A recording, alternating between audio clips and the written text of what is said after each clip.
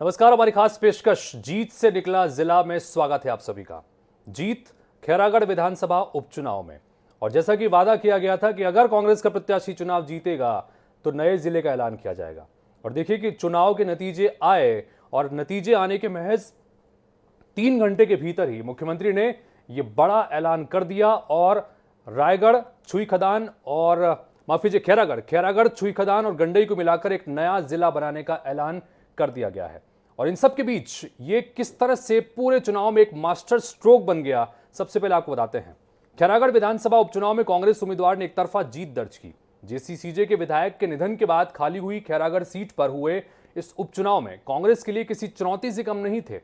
इस सीट पर जातिगत समीकरणों के साथ ही 2018 के परिणाम भी कांग्रेस की राह को मुश्किल बना रहे थे। इसी बीच मुख्यमंत्री भूपेश बघेल की एक घोषणा ने इस चुनाव का पूरा रुख ही पलट कर रख दिया और सीएम की घोषणा मास्टर स्ट्रोक साबित हुई।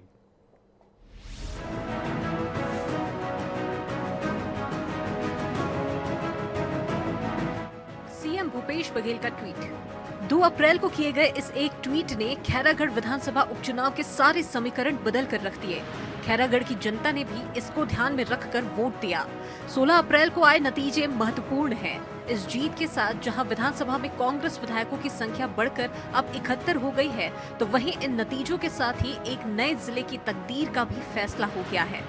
दरअसल खैरागढ़ विधानसभा चुनाव के प्रचार के दौरान मुख्यमंत्री भूपेश बघेल ने ऐसा मास्टर स्ट्रोक चला जिसका तोड़ बीजेपी के पास भी नहीं था।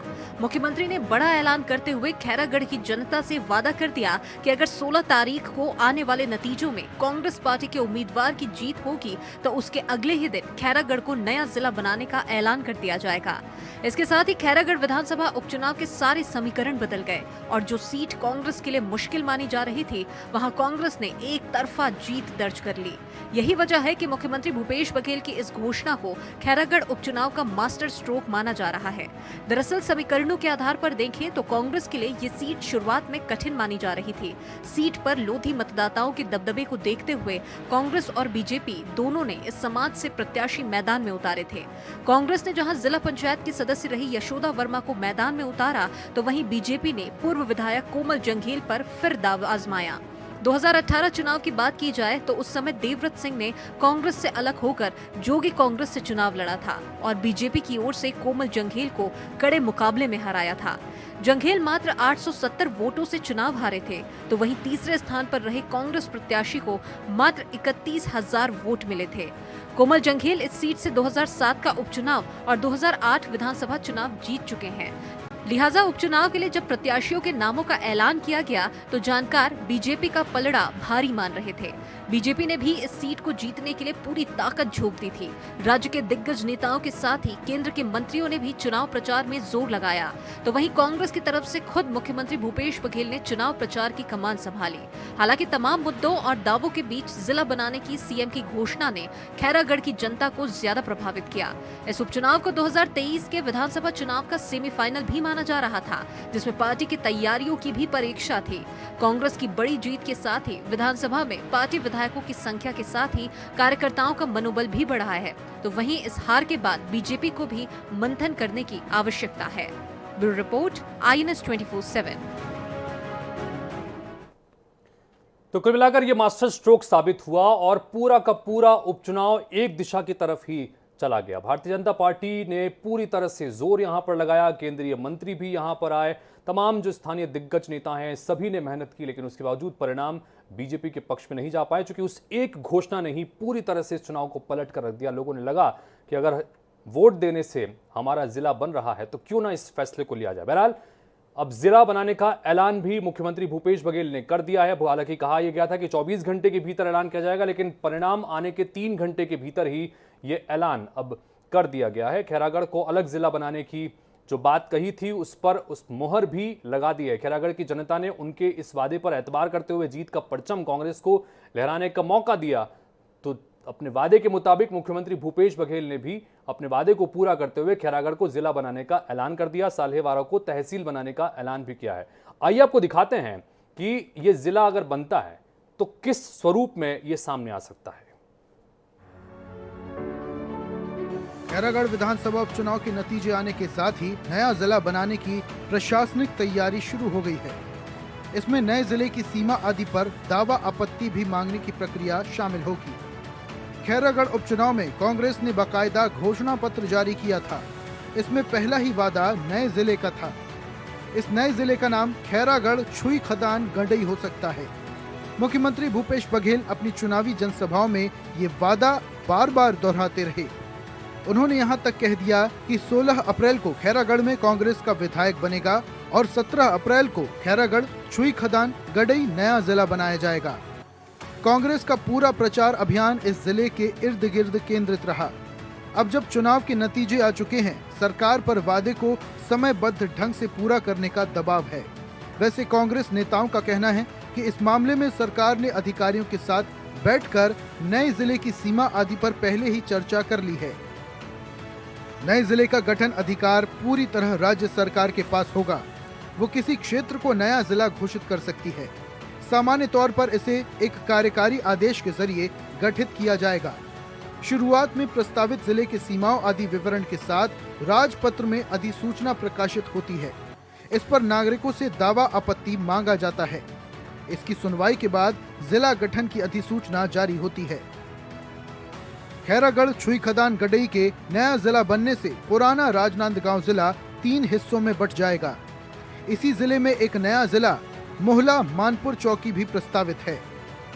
बताया जा रहा है कि अभी राजनांदगांव जिले का क्षेत्र 8070 वर्ग किलोमीटर है। प्रस्तावित मोहला मानपुर चौकी जिले में अंबागढ़ चौकी, मोहला और मानपुर तहसीलें चली जाएंगी। वहीं खैरागढ़ छुई खदान गंडई जिले में खैरागढ़ और छुई खदान तहसीलों के साथ डोंगरगढ़ तहसील का भी कुछ हिस्सा शामिल हो सकता है। मूल राजनांदगांव जिले में 4 तहसीलें राजनांदगांव, डोंगरगढ़, डोंगरगांव और छुरिया शामिल रहेंगी। Bureau report INH 24/7।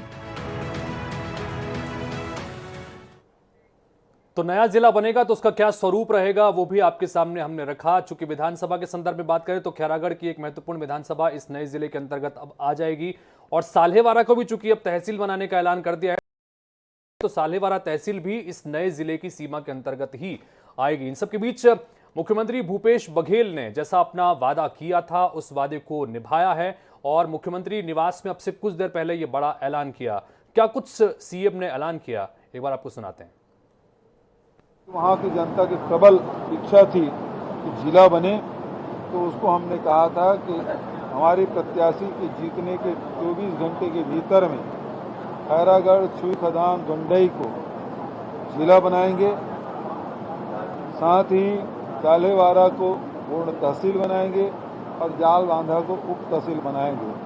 तो 3 घंटा भी नहीं बीता है, 24 घंटा नहीं, 4 घंटा नहीं, 3 घंटे के भीतर में इन तीनों जिला बनाने के भी तहसील और उप तहसील बनाने की मैंने घोषणा की।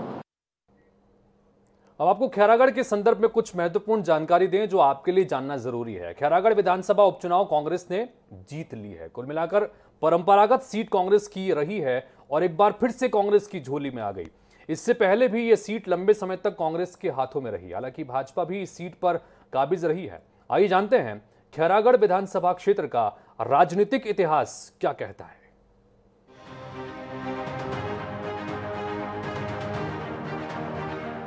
देश की आजादी के बाद जब रियासतों का विलय हुआ तब छत्तीसगढ़ में 14 रियासतें थीं।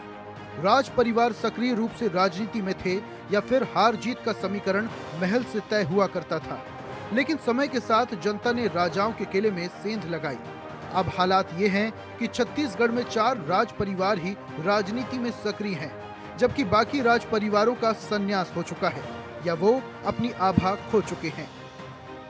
छत्तीसगढ़ राज्य बनने के बाद रियासतों के प्रभाव वाले कई क्षेत्र एक एक कर अनुसूचित जाति या जनजाति वर्ग के लिए आरक्षित होते गए और रियासतों के वारिस सत्ता की दौड़ से बाहर चले गए। वर्तमान में 4 राज परिवार रियासत के गलियारे में सक्रिय रूप से अपनी मौजूदगी दर्ज करा रहे हैं, लेकिन उन्हें सिंहासन छोड़कर सड़क पर लोगों के बीच पहुंचना पड़ रहा है। जिला राजनांदगांव 26 जनवरी 1973 को तात्कालिक दुर्ग जिले के अलग होकर अस्तित्व में आया। रियासत काल में राजनांदगांव एक राज्य के रूप में विकसित था और यहाँ सोमवंशी, कलचुरी और मराठाओं का शासन रहा। पूर्व में ये नंदग्राम के नाम से जाना जाता था। स्वतंत्रता के बाद राजनांदगांव संयुक्त राष्ट्र गणराज्य नामक नए स्वतंत्र देश में एक रियासत बना रहा। 1948 में रियासत राज्य और राजधानी शहर राजनांदगांव मध्य प्रदेश के बाद में मध्य प्रदेश के दुर्ग जिले में विलय कर दिया गया था। 1973 में राजनांदगांव को दुर्ग जिले से बाहर निकाला गया और नया राजनांदगांव जिला बनाया गया। राजनांदगांव जिले का प्रशासनिक मुख्यालय बन गया। हालांकि 1998 में बिलासपुर जिले के एक हिस्से के साथ राजनांदगांव जिले के हिस्से को मध्य प्रदेश में एक नया जिला बनाने के लिए विलय कर दिया गया था। जिले का नाम कबीरधाम जिला रखा गया था। राजनांदगांव जिले के इतिहास में फिर से 2000 में पाठ्यक्रम बदल दिया। लंबी मांग के बाद मध्य प्रदेश से एक नया राज्य तैयार किया गया और इसे छत्तीसगढ़ के रूप में नामित किया गया। राजनांदगांव एक महत्वपूर्ण शहर बन गया और एक अलग जिला बना रहा। राजनांदगांव जिले की खैरागढ़ विधानसभा सीट परंपरागत रूप से कांग्रेस की सीट मानी जाती है। इस विधानसभा क्षेत्र में अब तक कुल 17 चुनावों में कांग्रेस ने सर्वाधिक 13 बार विजय हासिल की है। कांग्रेस के इस मजबूत गढ़ को भेदने में विपक्ष केवल 4 बार सफल हुआ। खैरागढ़ विधानसभा क्षेत्र में खैरागढ़ राज परिवार का दबदबा रहा है। सन 1952 के पहले आम चुनाव में कांग्रेस प्रत्याशी के रूप में खैरागढ़ के राजा वीरेंद्र बहादुर सिंह ने पहली बार जीत का परचम लहराया। तब से क्षेत्र में कांग्रेस की राजनीति ज्यादातर कमल विलास पैलेस खैरागढ़ से संचालित होती रही है। इस सीट से अब तक खैरागढ़ राज परिवार के 4 सदस्यों ने 9 बार जीत हासिल की है, जबकि एक बार छुई खदान के राजा महंत ऋतुपर्ण किशोर दास 1957 विधायक निर्वाचित हुए थे। खैरागढ़ के राजा वीरेंद्र बहादुर सिंह 1952 और 1967 तथा लाल ज्ञानेंद्र सिंह 1962 में विधायक चुने गए थे। स्वर्गीय रानी रश्मि देवी सिंह और देवव्रत सिंह ने 4 बार इस क्षेत्र का प्रतिनिधित्व किया। 1972 में कांग्रेस की टिकट पहली बार महल के बाहर गई और विजय लाल ओसवाल विधायक निर्वाचित हुए। 1977 के प्रचंड कांग्रेस विरोधी लहर में कांग्रेस और उसका मजबूत गढ़ पहली बार टूटा और जनता पार्टी के माणिक लाल गुप्ता ने कांग्रेस उम्मीदवार शिवेंद्र बहादुर सिंह को पराजित कर विधायक का ताज पहना। बाद में 1980 से 2006 तक ये सीट फिर राज परिवार और कांग्रेस के कब्जे में आ गई। 2003 के विधानसभा चुनाव में पहली बार जातिवाद की हवा चली। इस चुनाव में लोधी समाज के कमलेश्वर वर्मा ने कुल मतदान का 19.11% वोट पाकर क्षेत्र में जातिवादी प्रत्याशी के लिए नया रास्ता खोल दिया। इसके बाद के 4 चुनावों में क्षेत्र में प्रत्याशी चयन का प्रमुख आधार योग्यता की बजाय जाति बन गया। कांग्रेस और राज परिवार के इस अभेद गढ़ को दूसरी बार 2007 के उपचुनाव में भाजपा प्रत्याशी कोमल जंघेल भेदने में सफल रहे। कोमल जंघेल की विजय में भाजपा के परंपरागत वोटों के अलावा उनके समाज के समर्थन का भी बड़ा योगदान रहा। 2008 के चुनाव में अपने प्रतिद्वंदी कांग्रेस प्रत्याशी की तुलना में तेज तर्रार छवि के चलते कोमल जंघेल दूसरी बार विधायक चुने गए। 2013 के चुनाव में ये सीट फिर कांग्रेस के कब्जे में चली गई और कोमल जंघेल को हराकर गिरवर जंघेल विधायक बने। 2018 के चुनाव में भाजपा और कांग्रेस दोनों ने जाति विशेष के उम्मीदवारों को चुनाव मैदान में उतारा और 2 परंपरागत प्रतिद्वंदी कोमल जंघेल और गिरवर जंघेल आमने सामने थे। इस बार खैरागढ़ विधानसभा क्षेत्र का 3 बार प्रतिनिधित्व कर चुके देवव्रत सिंह छत्तीसगढ़ जनता कांग्रेस के प्रत्याशी के रूप में चुनाव मैदान में उतरे। 2003 के बाद पहली बार क्षेत्र में त्रिकोणीय संघर्ष की स्थिति निर्मित हुई। अनुभवी देवव्रत सिंह अपने सधे हुए चुनावी प्रबंधन के कारण जनमत को अपने पक्ष में करने में सफल हुए। त्रिकोणीय संघर्ष में उन्होंने अपने निकटतम प्रतिद्वंदी कोमल जंघेल को 870 मतों से पराजित कर न केवल एक नया इतिहास रचा बल्कि अपनी खोई हुई प्रतिष्ठा भी हासिल कर ली। इस चुनाव में प्रदेश में प्रचंड कांग्रेस लहर के बावजूद कांग्रेस प्रत्याशी गिरवर जंघेल तीसरे स्थान पर पिछड़ गए थे। देवव्रत सिंह के निधन के बाद हुए इस उपचुनाव में बाजी अब फिर कांग्रेस के हाथ लगी है और यशोदा वर्मा खैरागढ़ से कांग्रेस विधायक बन चुकी हैं। प्रदीप बोरकर, INH 24/7 खैरागढ़। तो इस रिपोर्ट के जरिए आपने देखा कि किस तरह से राजनांदगांव जिले का ये महत्वपूर्ण विधानसभा क्षेत्र और महल का कितना दखल, रियासत का कितना दखल इसमें लगातार इसकी सियासत में देखने को मिला है कि 9 बार यहां से प्रतिनिधि चुने गए हैं जो कि महल से संबंधित थे। बहरहाल ये सीट एक बार फिर से अब कांग्रेस के खाते में आई है और कांग्रेस के खाते में आने के साथ ही खैरागढ़ छत्तीसगढ़ का नया जिला बनने जा रहा है। अभी तक राजनांदगांव की तहसील रहा खैरागढ़, अब जिला बनेगा। राजनांदगांव में खैरागढ़ की रियासत और यहां की सांस्कृतिक विरासत की अलग पहचान रही है।